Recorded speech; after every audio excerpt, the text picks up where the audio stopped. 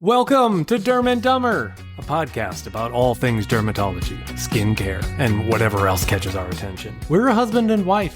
One of us is a dermatologist. And one is not. Oh, and by the way, this is a podcast, not a medical appointment. It is for entertainment and general informational purposes only, and should not be considered medical advice, diagnosis, or treatment. Welcome to another episode. Let's get into it.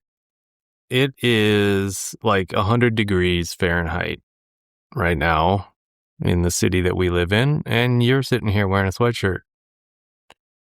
You want to say anything about this sweatshirt, you weirdo? Well, I don't like breezes on my skin, so I need a sweatshirt. But yeah, this is a pretty cool sweatshirt. I don't know if you guys have seen it yet, but I am wearing the viral Costco Esprit sweatshirt, the one in white with the multiple colors of the Esprit logo. Mm-hmm. Yeah, Benjamin here picked this little beauty up for me from Costco recently. Come on, you other Gen X women. You guys have this, right? They must, because all I've heard about is how it's all sold out everywhere. So everybody has one. Yeah, well, you know who didn't have one back in the day? Me. Oh, yeah? Yeah, so this is pretty badass now. Yeah. It just took about, it's a little late, but 35 years to catch up? Yeah, something like that. Mm-hmm. I remember that I had a friend who had all this Esprit stuff, and I was so freaking jealous of her. Yeah. And I never had a single bit of Esprit. So it was like Esprit she wore all the time that was so cool. And then there were also, these kids that wore all this Benetton stuff that was kind of like in the mix with Esprit. Probably keep our eyes out for the next Costco Benetton sweatshirts and tops. Maybe Costco. That would definitely be something to look into. They know their market. That's what they'll do. Yeah, and it's crazy. Like you said, they're sold out. And now people I'm in these, physician groups on Facebook of like doctors who are into fashion or there's all these groups for various topics. Of course. And like this sweatshirt is like all the talk, all the rage. Yeah. People go to their Costco, buy them out, sell them in this group. I mean, people looking to turn a profit. Well, I don't know so much that they're like looking to turn a profit, but they're trying to help each other out. I'm sure that there are turn a profit situations out there. Okay. But yeah, I highly recommend. But I think this is just... Well, if they're not... Yeah. So you're saying it's a nice sweatshirt. You get to fulfill your Esprit dreams that you could live when you were a kid and that were actually popular. Were they primarily... I mean, I remember these clothes, just seeing them like as far as ads and maybe on some people, but my friends didn't wear them. Were they primarily girl clothes? Women's fashion? I think definitely Esprit. I think maybe Benetton had more of a... Oh, well, I'm talking specifically about Esprit right here. But I guess. I don't remember Esprit for men, honestly. Okay, so that would explain why teenage me or little kid me didn't see. You weren't like pining for some Esprit. Was there a brand that you aspired to have? Oh. At that point? Like, was this much... I mean, for like girls, there were all kinds of brands. Yeah, no, I mean, there was... Guess jeans were always huge. Like you wanted Guess jeans? Oh, I didn't... I probably, but I didn't get them. I don't remember begging for them either. I think it was probably understood that we're not paying that kind of price for jeans in this family. So, you can... Here's your Lee. It was Lee? Or... I don't know. I'm just throwing out a brand that is probably much cheaper than Guess. Yeah. So, anyways. Yeah. I mean, I think like Jordache was like kind of cool for a while when we were growing up. Yeah. Levi's, Yeah, Levi's they were have always pretty cool. Been consistently like cool or definitely not uncool. Yeah. I mean, I definitely had a couple pairs of Guess jeans, but I definitely wanted more. And that's not predominantly what was in my wardrobe. It was probably like some Target jeans. Yep. It was like very cool to get to go to Target and shop. Oh, wow. Yeah. Yeah. Well, I didn't enjoy shopping, so whatever was brought home to be worn was all I got. But I can't complain if I'm not going to go out. Yeah. So, I mean, there's a couple of brands like this, like Coach, in the last couple of years like has... The purse maker? The purse maker, yeah. I mean, which obviously they make other things too. They all kinds of stuff. But some of their purses have enjoyed a very kind of nostalgia-induced resurgence. Okay. Mm-hmm. You're a big fan of bags. I am a big fan of bags. There's kind of like different levels of brands and bags you're going to carry. Of course, like anything else. Were you about to start seeing a bunch of Coach brands? Well, I'm just saying, like, Coach had kind of, I think, fallen. Oh, I see. In the ranks. And now in like reasonably cost bags, I think it's kind of popular, especially I see people, younger, especially like people like my age with like teen daughters. They're buying their teens Coach purses. So they're cool to that age group. Got it. Okay. Yeah. So then you old people will start to get them again. And then they won't be cool anymore because now you guys have them. Well, I don't know. I mean, that's an interesting thought. I think we just maybe kind of enjoy them by proxy with the children. I mean, I'm not trying to sound like a snob here, but, depending on what sort of things and brands you're into, I'm not sure as like a 50-year-old woman, Coach is what I'm going to go to unless I'm really trying to satisfy a nostalgia-induced dream of some particular bag, sort of like this Esprit shirt. Got it. Does that kind of make sense, I'm saying here? Mm-hmm. Yeah. Sure. All right. Yeah. I was a very big Liz Claiborne fan back in the day. Oh. Another bag. That was a fashion company. Is a fashion company. I mean, I honestly don't know if they still exist. And clothes. I mean, they ran the gambit. Did they have fragrances and beauty products? And they had fragrances. I think they had clothes, like some accessories primarily, maybe. Maybe they had clothing, but definitely fragrances, definitely bags. That was definitely something very big for me in high school. Maybe that's the next thing that we'll see returning. I honestly don't know if as a company they still exist. Those Claiborne bags. All right, we'll keep an eye out. Anything else? That's all the things that are old are new again. And that's just a cycle of things that, if you live long enough, you see it enough. But what else? Another thing that I've been seeing trending, talking about on social media, sort of nostalgia-wise, is Sun In. Sun In. What is it? What's that? I don't know that. Yeah, so Sun In is a product that you spray into your hair to lighten it. So like you sit outside, you spray it in your hair, you sit outside, you have to spray it in your hair outside? Well, you have to go outside in the sun. Oh, you spray the product in your hair and then go outside, and with the help of the sun, right, you get a reaction. Right. It lightens your hair. So it's very 80s. Yeah. I remember seeing ads for it that were, super 80s flair, and it was just like the thing to do when you were a teen and you wanted to like get a couple highlights in your hair. So this would just be highlights. This isn't dyeing your hair. Right. It's just a couple of hairs that this product lands on will start to maybe change color or lighten up. Yeah. So it's actually hydrogen peroxide, essentially. Oh, okay. So you're spraying that in, and then with the help of the sun, it helps to lighten it even further. But things can go really wrong also with this product. Is that what I was going to say? Why did it come off the market? Why is it making a comeback? Because you must have had a downfall.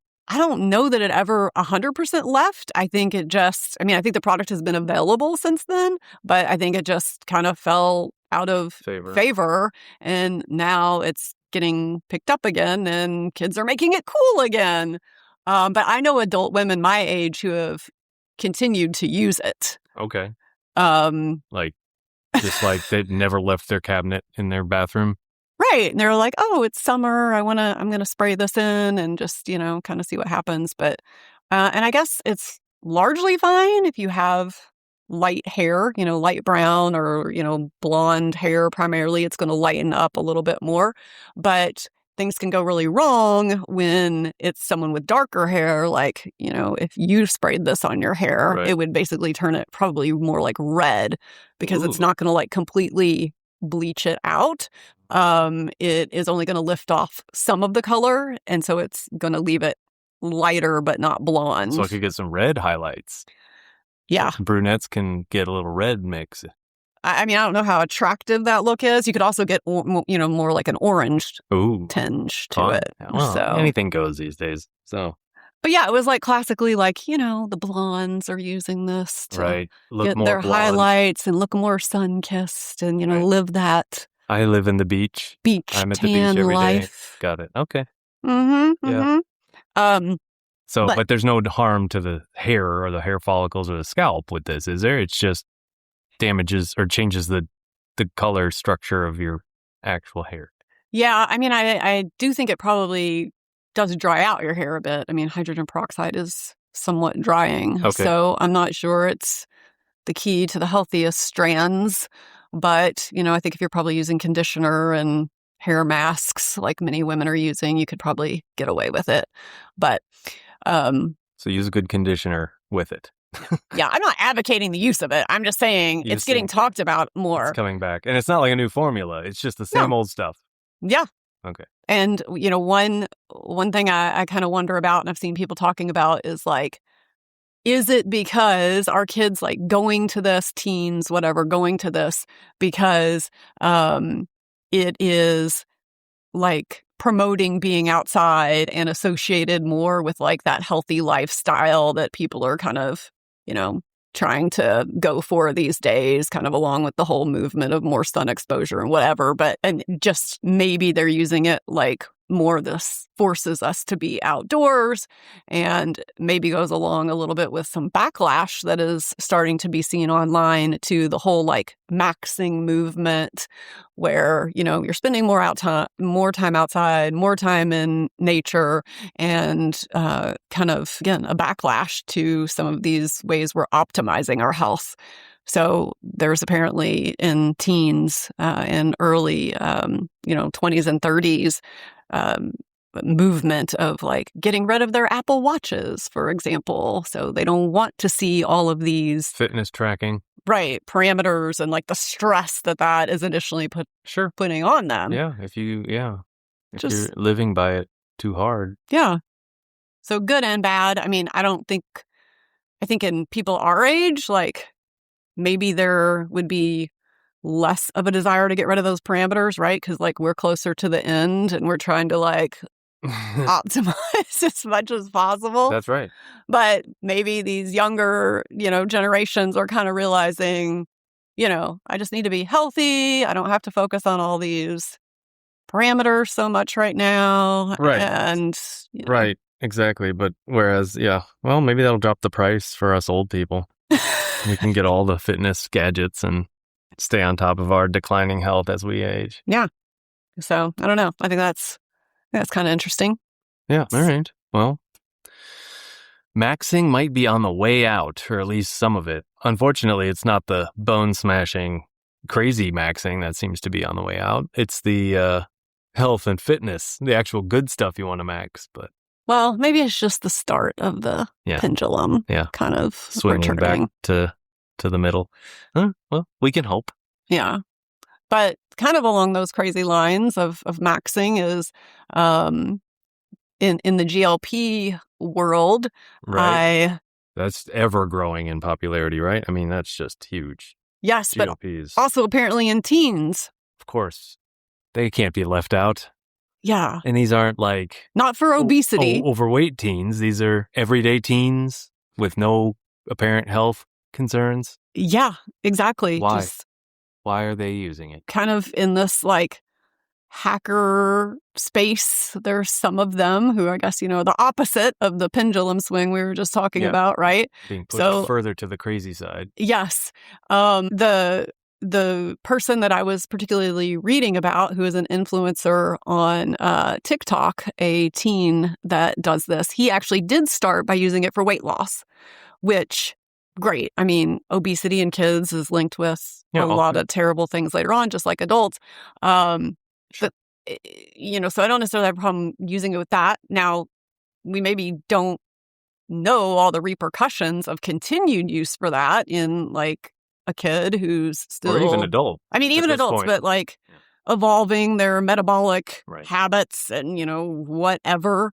But he has continued apparently to use it and to try to sell it to other people, which is really the problem because he's not trying to recommend it. It's just for people who are overweight. He's basically selling it to his followers, which presumably are like him. Yeah. And, he just links to this research-only peptide store, and that's crazy. You can just buy research-only GLP-1. Tirzepatide is the one I immediately saw on the site. So you can just do that as a kid. There's no background checks. There's no license number. There's nothing you need to put in. You can just... Well, that's how even many adults get some of these things. Now, the GLP-1s are easier to get now, not in the research-only, side of things because, they're approved by the FDA. So you can get, even if you're not getting a brand name one, you can get a compounded one, which is going to be more legit than something labeled research-only, which means it's only supposed to be used in animals, Who knows about the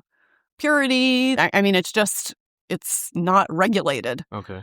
So, but a lot of these peptides that people get, they are from these sources because they're not FDA approved. So, these different growth hormone stimulating peptides, things like that, like you are getting them from a research-only website. Like there's not a legit way to get them, even like as a physician. Right. So it's terrifying to me that like kids are selling this to other kids. Right.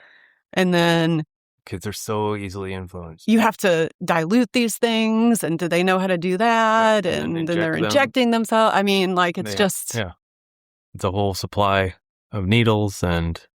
Yeah. Great.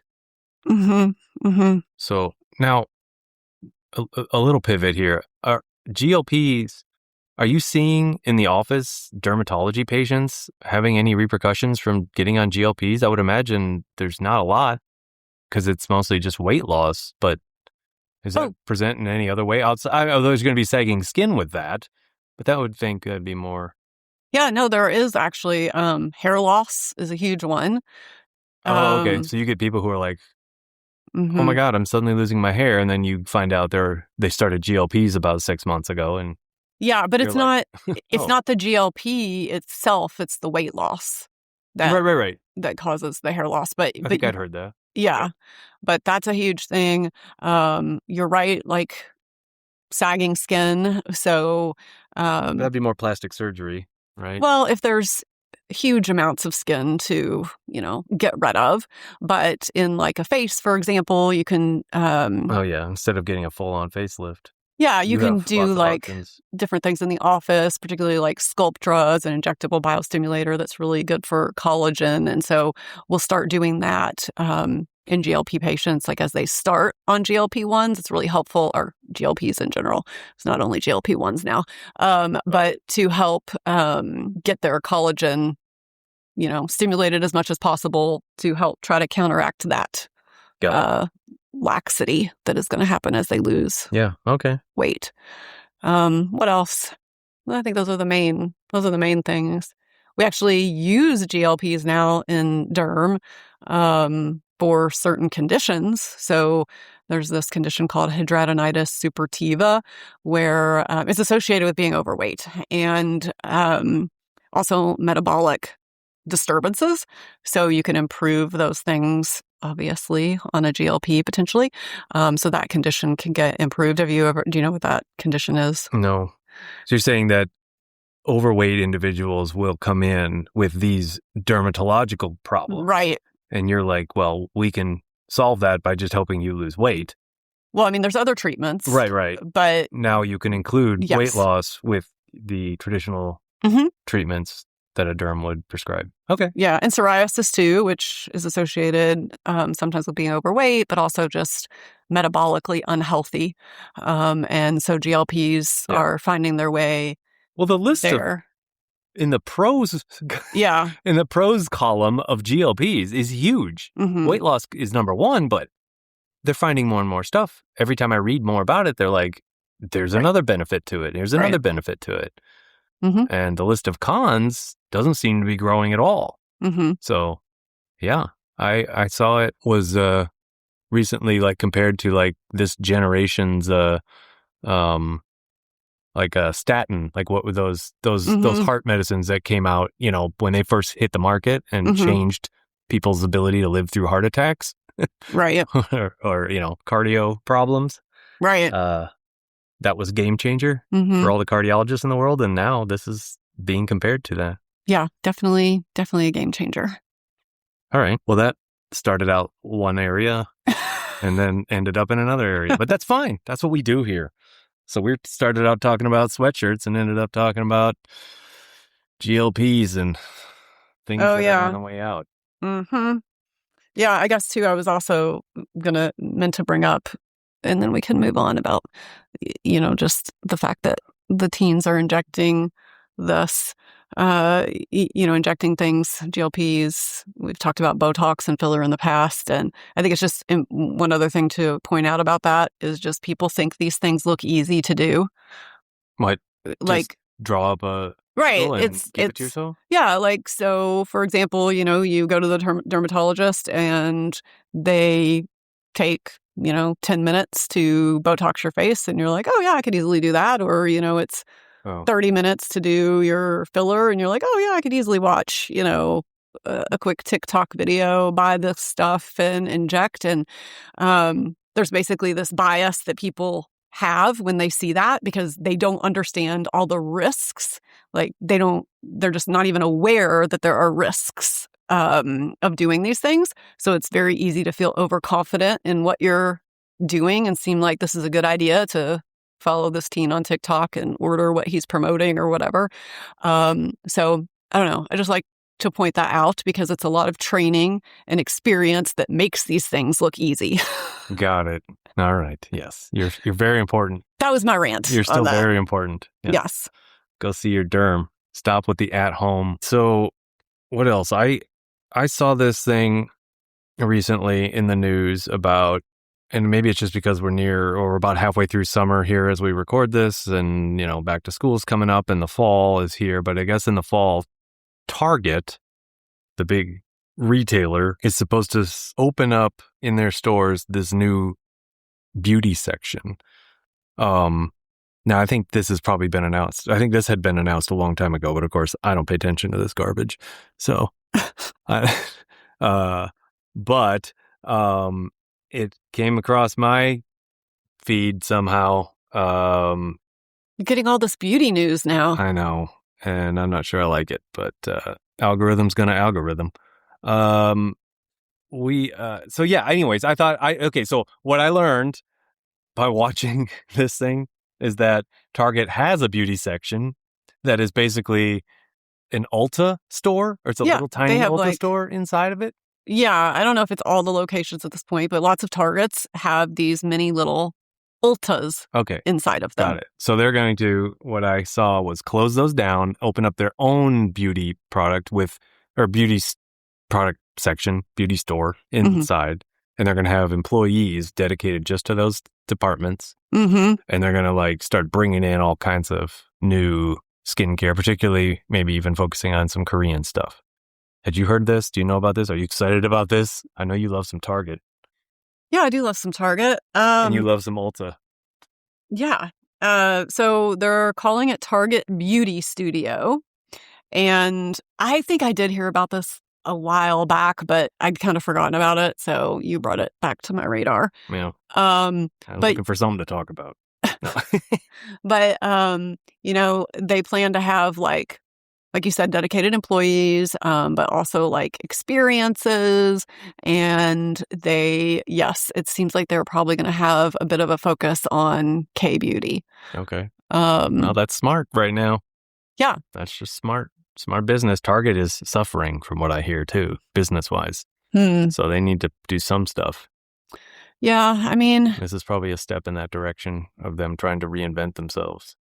Yeah, I don't know necessarily that these partnerships have to be in these other retailers, but like I guess I can see like if you're in a small rural area or more rural area and all you have is Target, it would be nice to have access to some higher end brands that, you know, maybe you couldn't get otherwise because there's not like a Sephora or an Ulta or a department store near you. Right. So I think that could be kind of nice.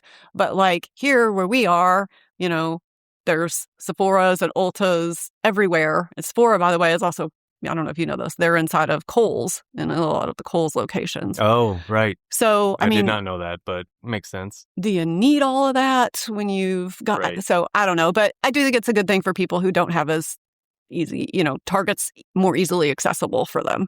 Sure. Okay. All right. So, you know, because everyone needs their beauty. Of course. Yes. Products. Yes, that's right. Yeah. Maybe we can convince them to carry a certain skincare line for kids. Anyways, yeah. Well, okay. Continuing on, anything else in the like skincare news that you like or caught your eye? Yeah, actually, also in the kids skincare space, this brand Rini, Rini. I don't know if you remember me talking about them a while ago. Not on the podcast, but social media when they launched. So basically this is a brand that was created by some kind of influencer, and she came out with this line that the initial first product, all she's had now since launch, is face masks for kids, sheet masks. Sheet masks for kids. For kids. So she launched to a ton of backlash to this. You know, with lots of people, myself included, saying like, you know, you're promoting that this is a brand to help kids take care of their skin. But one thing kids do not need to take care of their skin is a sheet mask. I don't really know what sheet masks do. Yeah, I mean, I know them because you have some. Yeah, I mean, not much, honestly. They're kind of more of like a feel-good, temporarily self-care, going to hydrate your skin very briefly type of situation. I mean, I enjoy them occasionally. Sure. But it's not a crucial step. And it's certainly not an important point, you know, an important product that a kid be using. Right. And then in like all of their imaging, it's like little kids, like toddlers. Oh, geez. Using this. And, you know, their state, you know, their kind of defense of this is just that, like, it's fun and the kids they see what their moms are doing, so they want to use it. And then the response to that, of course, is like, well, you don't have to give your kid everything that they want. And is this safe? And what sort of message is this sending to them? Right. So whatever, whole thing. Right. Just wet a paper towel and slap it on their face. Poke holes in for the eyes and say, look, you're doing it too. Right. And then like the other thing, it was like they market it as a daily, of course, you know, a daily product, right? And I should have looked up the price. I can't remember now, but it's some kind of ridiculous price point for something that, you know, you're trying to say your toddler needs to use every day. And then the fact that you're trying to say it's a brand promoting kids' skin health and there's not a mention of sunscreen, right, which is the most important thing, people, for you to be, you know, using on your kids' skin. But anyway, they recently came out with a cleanser and moisturizer. So finally expanding their line. I think it's hilarious that they say that it's for ages 0 and up. Yes. I know that fresh out of the womb, 3 days, we were still in the hospital with our kid, and I was just like, what skincare are we going to use? This kid's skin is so bad. We need moisturizer stat. Yeah. So I looked at the products, and I mean, they're not like the worst in terms of a product for kids. I mean, they're everything is fragrance free, but they have like inflammatory, centinella, like calming agents. And then I'm like, why? Yeah. And I mean, anything you put on a kid's skin, I mean, if there's no point, it's just a potential allergen. So again, why? So anyway, what else was I to say about that? Oh, all over their website, they also talk about how their products are dermatologist tested. And I just thought I would take a second and tell people what that means. Do you think that sounds like pretty fancy? I mean, and meaningful? Yeah, I guess it sounds like it could be. Right. But I'm so skeptical. Yeah. I'm a skeptic on everything. Yeah. So it's totally not like there's meaningless statement. It's a meaningless statement. There's no regulation to that. It can be you handed this product to one dermatologist and they used it. Boom, it's dermatologist tested. Right. So anyway, that is a little caveat that also drives me insane. Mm-hmm. Yep. But you can slap it on the bottle. And then people who don't want to take the time to learn about that statement think they've, it seems a little deceptive. Mm-hmm. Mm-hmm. All right. Well, good for them. All right. Well, that talked about Target there, talked about this product that annoys you, caught your eye. Yes, the only skincare, babies don't need skincare. You don't need skincare at age 0. Right. I mean, you're going to bathe them in like with a gentle cleanser in like a bath occasionally. I mean, you need to just really cleanse their diaper area or wipe their face off if they're drooling all over the place. Right.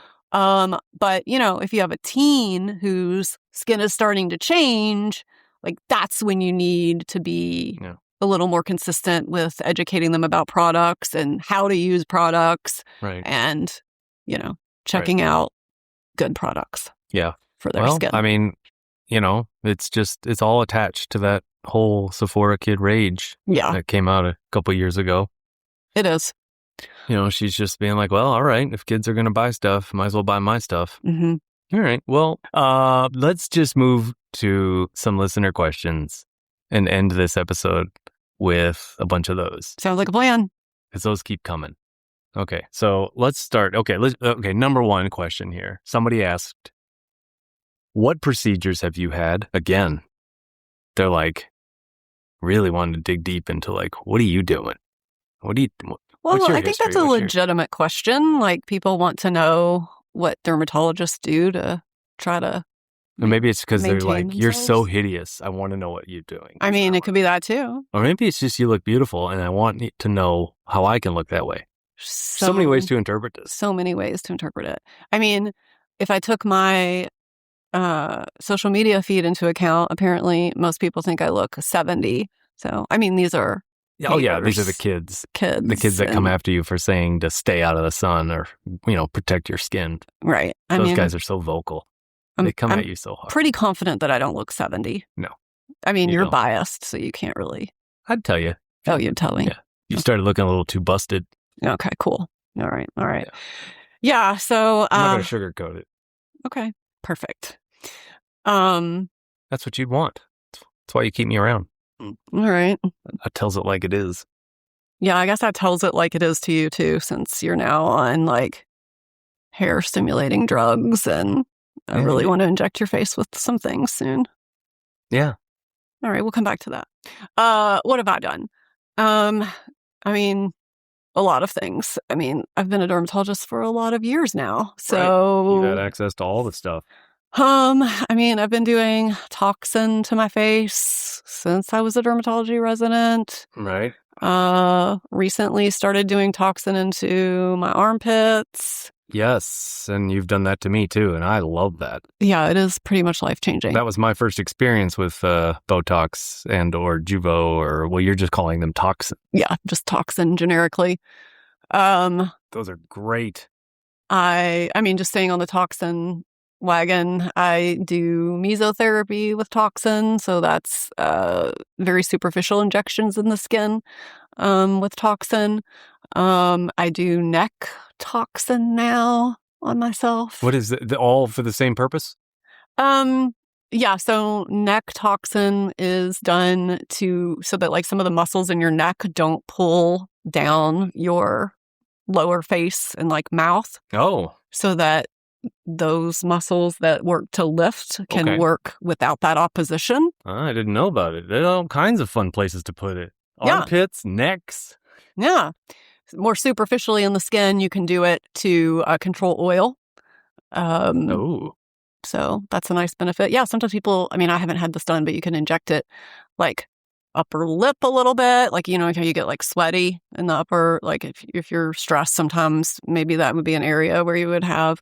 So you can inject it in the upper lip. You can inject it in the scalp to help control sweat and, oiliness in the scalp even to some degree. Wow. So many uses for Botox. Is there anything it can't do? Is there anything it can't do? Oh, yeah, actually, I forgot about one. Scars. So we're using them more and more during wound healing because it reduces tension on the scar so that you don't have pulling on the scar, which is, can make the scar wider than it needs to be. So like at the earliest point of like closing an incision, you would Botox the heck out of it immediately? Yeah, you can do it right away or, kind of in the post-op period at some point. Wow. And then, it just reduces the pull on that wound. Oh. Okay, we got on a tangent of Botox uses, but... All right, what else are you doing to yourself besides injecting every part of your body, it turns out? Yeah, toxin. Laser, of course, vascular laser, pigment laser, CO2 laser for resurfacing. I think that's okay. You mentioned Sculptra. Forgot about that. Yeah, that's another injectable. Another injectable Sculptra, biostimulatory for collagen. So I've done that in my face. Next week, though, I am going to be getting it done into my face as well as into my neck, maybe my hands. I don't know. I'm on the fence about doing that. Look at these skeletal things.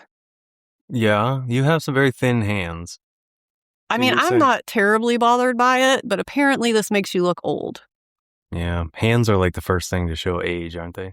Well, I mean, okay, they don't have brown spots that look hideous from age. Well, no, like, I just keep mean that generally, away. yeah. But I mean, like they're very thin and you see the tendons and you see the veins. And again, I haven't really been bothered by this, but other people are? Maybe it's something I will get done. I don't know. We'll see. All right. I have an appointment on Monday to get some Sculptra. All right. So I think that's everything. Things I want to have done. Oh yeah, let's expand. I'm sure that they didn't ask that, but let's see. Let's look into your future. Probably a bluff, go lower and upper bluff. Maybe some fat repositioning in my cheeks. Things are just falling. Oh, I forgot some other things. I've had Ellacor. Oh yeah. Microcoring. So basically that's like removing cores of skin from your jawline to improve your jowls. Was there anything else? I had radio frequency microneedling once. Not really a huge fan and didn't really see much improvement. Okay. All right. So, yeah. Good. That's a lot of things, but not... I mean, it's a lot of things, but it's nothing extreme. Yeah. You're not gone under the knife. Right. I mean, I will never say never about going under the knife, but I've tried to do a lot of things that like maybe I will feel good enough to not feel like I need to get a facelift or a neck lift. But I might have to go under the knife for a bluff. Wow. All right. I just really hate that. I really hate the eye bags. Yeah. And that's what that tackles? Yeah. I don't know bluffs. Yeah. I mean, I would never do anything like... Bluff has got to be short for something. Blepharoplasty. Oh, okay. I don't know the meaning of the root of those words or anything, but... Got it. Yeah. I don't really care for much other types of plastic surgery. Like, there's no way I would ever think it's worth it to get like a boob job. No. I mean, for plastic surgery, it's all what bothers you. Right. Like what you need to improve. And I always find it interesting. And I talk about this with patients a lot. It's like, just because, I mean, I can tell you what is the issue, what are some issues, but it really comes down to what do you see and what bothers you. And that's what you should pursue. Right. Don't do it because your spouse or somebody else in the street told you, hey, you'd look better with fill in the blank. Right. So I would never go under the knife for certain things, but for a bluff, I would totally do it. Got it. Because that bothers you. Because that bothers me. Right. All right. Well. Who cares about the neck down? Right. That's what clothes are for. I mean, you got to keep covered for the sun, so nobody else is seeing that, so who cares? Right. But your face, you just can't walk around with a face mask on all day. Yeah. Well, what a shame. Missed the COVID days. Yeah. So you've had some things done, but not much. No, not really. I need to get you. I've only had things done because you were like, hey, come into the office and let me try this thing on you. Right. That's the extent of them. Well, because again, there's a bit of a double standard for men who are allowed to age gracefully. Yeah. Well, there's some things that I've decided I don't like about you. But again, it's a thing where like I shouldn't force that upon you. But as your wife and a dermatologist, right, I feel like I get a little more leeway in pointing those things out. I mean, you're like a representation of my work, sort of. Mm-hmm. Got it. I'm your Frankenstein's monster. Yeah. So you've had some talks in your armpits. My armpits, yeah. I just did some talks for the first time in your masseters, more for my jaw grinding. Yeah. That was so recently, though, it hasn't even kicked in yet. We'll see if I totally jacked that up. Yeah. When my jaw freezes shut and I have to eat the rest of my meals through a straw for the next 3 months, then we'll know when this podcast comes to a screeching halt because I can't do anything but... Okay. Then we'll know that you absolutely failed in that. Yeah. What else have you had done, though? You've had some You've lasered me a couple times, but oftentimes it was during a time, a sales rep trying to sell a laser to the office. Yeah, so it wasn't like my best work. You've had some hair injections. In my thinning spots. So, I'm not completely... You're not a total natural cosmetic virgin. That's right. More on the way for Benjamin. More on the way. All right. Yeah. Ask that question again in a year. We'll see what I've had done. Okay. Next question. Somebody wants to know, and I guess this is with social media primarily, is how do you deal with the haters? How do you deal with the haters, Brooke? There's so many haters. In fact, I feel like the internet at this point was made for haters. That anonymity really allows them to shine. Yeah, I mean... say things they wouldn't normally say to anybody in real life. But yeah, and I mean, who even knows if most of them are like actually real people? Like, I don't even know. You think bots are sending hate? I don't know. Are they? Is that how you deal with it? By just pretending they're bots? Yes, that's how I deal with it. Oh, no, okay. I mean, like, after doing it for so long, I guess I've just kind of developed, like, I just really don't care that much. Right. That's the right attitude. I mean, sometimes I'm entertained and I, like, look at the comments, but if something is, like, going, like, spiraling down a bunch of, like, hate, it's kind of like, I mean, it's just, I don't know. It doesn't, you can't be that bothered by it, or you just shouldn't be putting yourself out there on social media. Right. And I mean, I'm out there with like my name and my face and doing all this, and like all these people who are hating you are like hiding behind private accounts. Right. It's not their real name, right. Right. Their profile picture is something like a car or something in something. Right. So, yeah, I mean, I guess that's why I'm able to keep doing it. I just don't really care about it. And I also get, a lot of times when some kind of video is spiraling with hate, I'll also have a lot of people who message me and say, I can't believe what's going down on this. And, we so appreciate your content. And that does go a long way. Sure. To making you say, okay, I guess I'll keep going and ignore keep the perspective. This. Right. Yeah. Yeah. If I can change the minds or help one person, it will have all been worth it. Right. Okay. All right. Well, cool. That's the right attitude. Good for you. All right. Well, let's do one more. Okay. This one starts out by explaining the situation. My teen has acne and plays hours of sports daily. I've read about using hypochlorous, let me get that right, hypochlorous acid spray after sports, since there's a long time gap before he can get to the shower. Is this a safe product, or is there a better way to deal with this? Thank you for any help. Well, what a politely asked question, first of all. Thank you, listener. Yes. I love hypochlorous acid spray in this situation and recommend it all the time to my patients. Particularly the kids playing sports? Yeah, exactly. Comes up the most? Exactly. Because the situation is common where a kiddo is sweating, they're, playing whatever their sport is for many hours, or they play, they get sweaty, and then it is a period of time before they can get home and shower, which would be the ideal situation, is like you quickly get home, shower, get the sweat off, whatever. But when that can't happen, hypochlorous acid spray is a great thing to use in that situation. So it is anti-inflammatory, has some antibacterial properties, comes in a spray. So you can get these from a bunch of different brands at a bunch of different price points.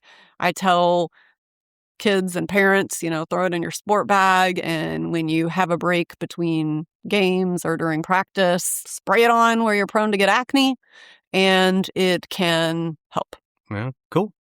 Mm-hmm. Nice. Well, short and sweet. There you go. Yeah. Pick yourself up a bottle, throw it in your kid's gym bag. Watch the acne clear up. All right. We're done. Let's wrap it there. That was obviously the best podcast we've ever done. We'll see you next time. Bye. Thanks for listening. We promise to get better at this. Whether we actually do depends largely on your willingness to like, subscribe, leave a review, and share this podcast with your coolest friends. Just kidding. We will take anyone. Cool, uncool, moisturized, unmoisturized. Stay tuned for more skincare talk with a hint of sarcasm.